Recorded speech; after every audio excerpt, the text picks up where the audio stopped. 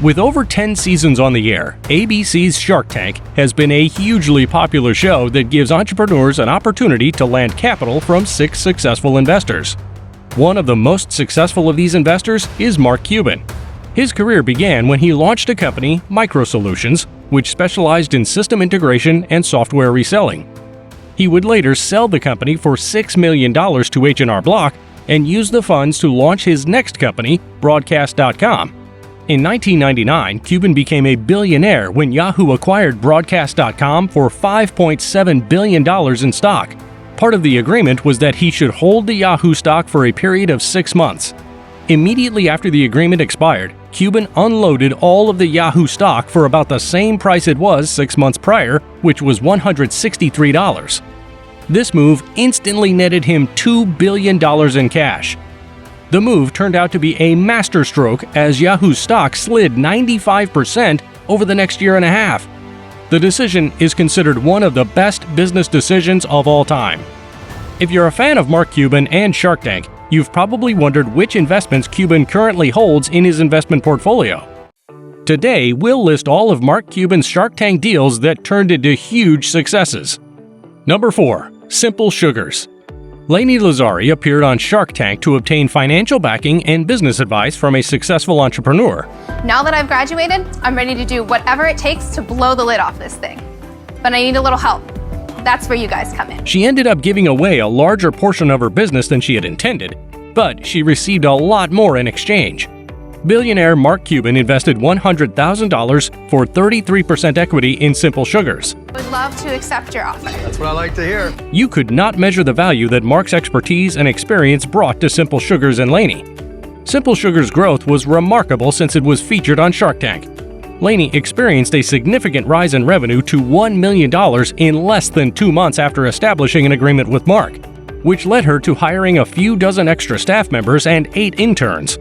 She said that Mark treated her with courtesy and respect, and that she was pleased with how the two conducted business together. Lainey was able to secure a collaboration with Destination Maternity, the most successful company in the sector. Simple Sugars is still in business, with annual revenue of $6 million as of 2022. The valuation of Simple Sugars was $1 million when it appeared on Shark Tank. The net worth of Simple Sugars as of 2022 appeared to be around $10 million. Number 3. Groovebook. Brian and Julie, the couple, were seeking an investment of $150,000 for 20%. Julie explained the concept of Groovebook, which allowed users to capture treasured moments and save them forever in an affordable manner, simply by taking your digital photos into a traditional photo album. Forget those expensive photo books. They'll take you hours online and then charge you an arm and a leg for printing and shipping. Groovebook is the answer. The model worked on a monthly subscription, whereby every month users would get a new Groovebook with a new cover design. The cost to develop a photo album at just $3 was a good proposition. Brian developed their own printing shop and Groove Design, which further reduced their production and shipping costs to $2.30. Mark liked the idea and made a proposal of $150,000 to license it to big businesses like Flickr or Shutterfly. Meanwhile, Kevin offered to buy out the whole company at $750,000, which the couple denied. Brian and Julie's intention were to grow their business along with Shark's, and they were clear Groovebook was worth $6 million. Lori and Robert joined hands to propose a deal for $375,000 to buy 50% of the business. Again, the couple was afraid to go for a sellout. Mark and Kevin proposed a counteroffer of $150,000 for 80% on licensing deal. Between the licensing deal and the Shark Tank investment, Chris and Julie accepted the licensing deal with Kevin and Mark to close the deal at $150,000 for an 80% stake. 100% of growing it ourselves plus an additional 20% of revenue that you guys will work at, I think is a win-win situation, and I'm all about making win-win situations. After the Shark Tank event, the company's subscription numbers skyrocketed overnight and cracked almost $500,000 in annual revenues instantly. After appearing on the Shark Tank, the duo received an overwhelming response within 5 days and planned to air again on the Shark Tank a couple of times thereafter. The next year, Groovebook gained its subscribers to 500,000 and topped $4 million in profits. The duo's hard work had paid off, as they received almost $14.5 million from the Shutterfly acquisition of their business. Number 2. Bottle Breacher. Eli Crane was about to become a Navy SEAL when his brother returned from the Philippines with a cool bottle opener made from a dummy bullet. He wanted to create something from a dummy bullet that opens bottles, and his brother decided to invest in this business. Eli thought the design was nice and that he could improve both. Eli decided to work in his garage and create a more functional product than the bottle opener. Breachers are men who force open closed doors for soldiers to enter an area of danger. Most guys think that large caliber bullets are very cool. At Bottle Breacher, we've combined the two to create the ultimate manly gift. Eli and his wife Jen were both good marketers. They soon developed a marketing strategy and began selling bottle openers on the internet. They were sold online on Amazon and Etsy. In 6 months, they raised about $7,500 per month. The Cranes had a good business, but they felt they could not do much better, especially considering they had a shoestring budget. An easy decision was made. Eli had learned to swim with sharks in school, so why not go to Shark Tank? Why not have a look at the television show Shark Tank? John, Kevin, Mark, and Mark offered to invest.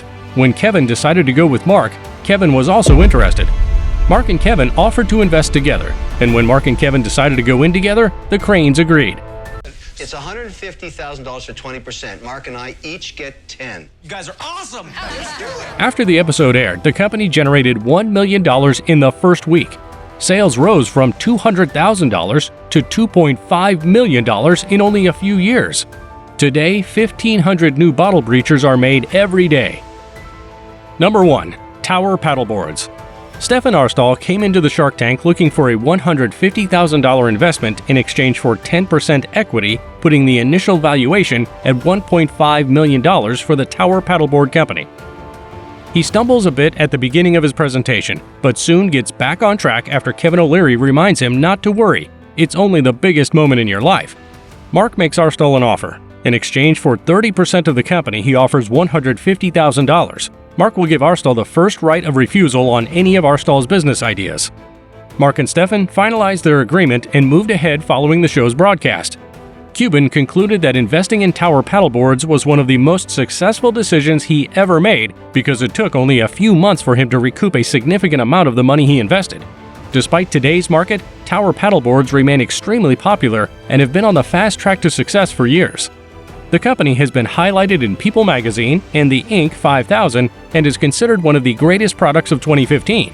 As of 2022, Tower Paddleboards experienced a 3-year growth rate of more than 1,850%, making it the fastest-growing private firm in San Diego. It shouldn't surprise that Mark Cuban considers Tower Paddleboards one of his most successful investments from Shark Tank. Arstall acknowledged that he made an idiot of himself in what has been described as a disastrous pitch. On the other hand, the partnership with Cuban catapulted revenues from $35,000 to nearly $34 million. When Cuban says of Tower Paddleboards, "one of my best Shark Tank investments," you know that he was onto something amazing and was right about it. A year after Cuban made his statement, Tower Paddleboards was recognized as the San Diego area's fastest-growing firm, earning the #1 spot.